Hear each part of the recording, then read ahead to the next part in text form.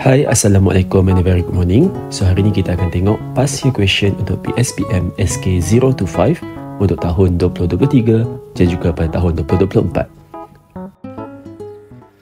So sekarang kita akan tengok soalan yang ke-10. So untuk soalan 10, compound R, S and T are isomers with molecular formula of C8H11N. So reaction of R, S and T with nitrous acid give the following observation. Jadi untuk R ini tiada gas bubble evolve, S yellow oil form, untuk T adalah precipitate form. Jadi based on the observation given, kita kena lukiskan structural formula of R, S dan T dan nyatakan classes of amine kita. And then we need to write the equation involved for compound S. Jadi dekat sini kita punya clue adalah kamu boleh tengok dekat molecular formula dia kat sini. So kalau kamu perhatikan C8H11, ratio antara carbon dengan hydrogen is almost ataupun close, dia macam dekat dengan 1 to 1. Dia ada 8 kepada 11. Jadi lebih kurang 1 kepada 1 lah.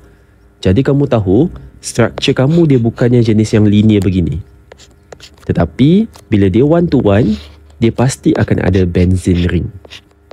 Okey, itu adalah clue yang pertama pasal ratio dia. Dan kalau kamu perhatikan, bila dia kata no gas bubble evolve, dibebaskan pada 5 degree Celsius, ini menunjukkan bahawa dia adalah aniline. Okey, dan dia merujuk kepada primary aromatic amine ataupun primary amine. Yellow oil form adalah secondary amine, manakala untuk T, precipitate form adalah tertiary amine. Okey, jadi kamu tahu structure dia pasti akan dapat aniline. For example, NH2 kat sini. So, daripada sini, kamu dah ada 6 carbon, C6 dah.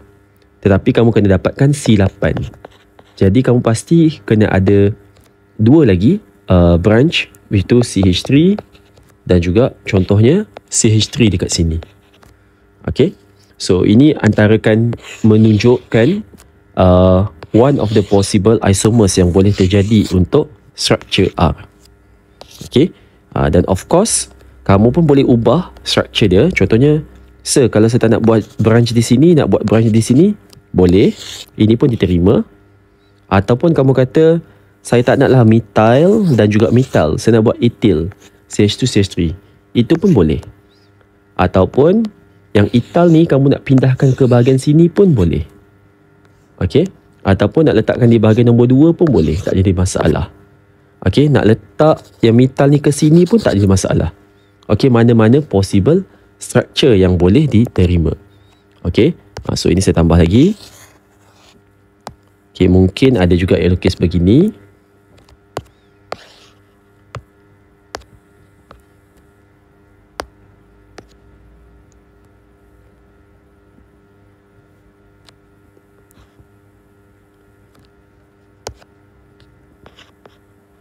Okay, yang ini pun boleh juga diterima mana-mana.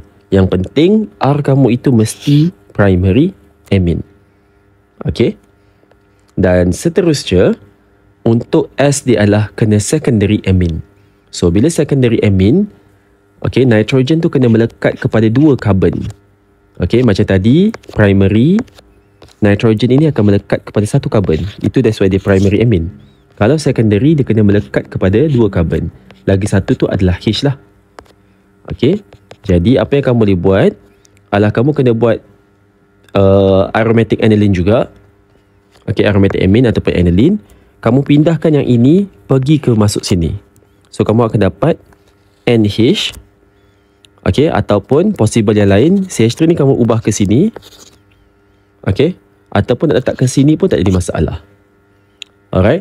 Ataupun kamu guna ethyl untuk letakkan dia ke sini.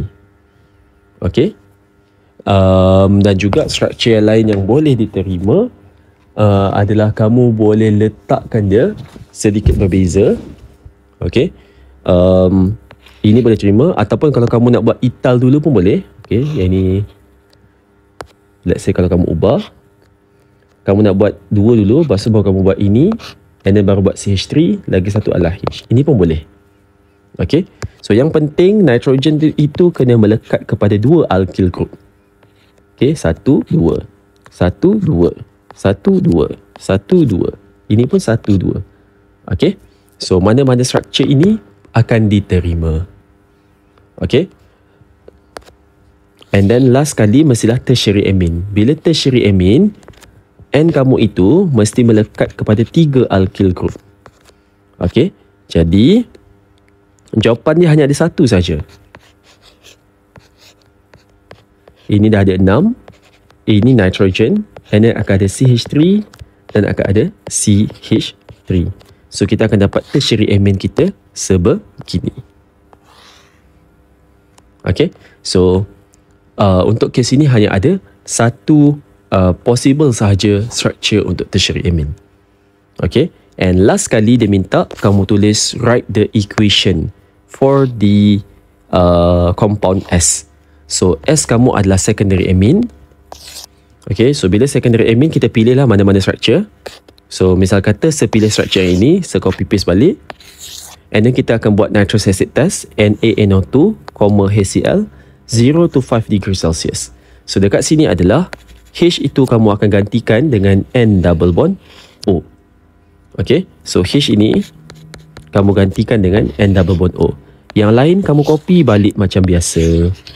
Okay, as simple as that.